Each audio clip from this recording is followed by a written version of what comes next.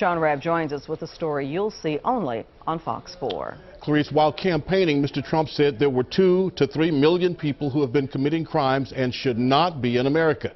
In simple terms, the president has now empowered federal agents to work with local law enforcement to round up and deport people who've committed certain crimes, even if they are here legally. Immigration and Customs Enforcement, ICE, in Dallas and across the country, rolling out, complying with the new mandate from the president.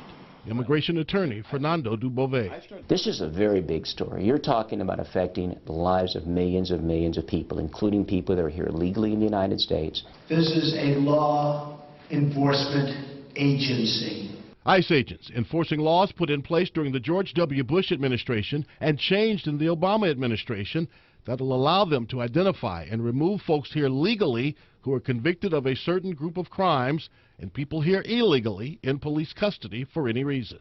Folks that are here legally with a green card but having convicted of certain offenses, domestic violence, unlawful carrying of a weapon, multiple thefts, possession of controlled substance, are going to get put in deportation proceedings.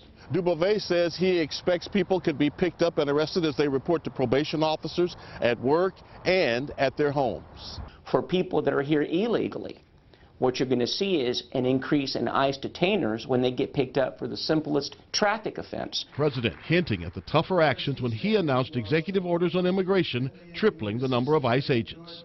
What President Trump is doing, he's doubling down. He's going to increase the number of ICE agents at the jails and the county facilities, which is going to result in more people being caught. And without changing existing law, increasing the numbers placed in detention centers facing deportation.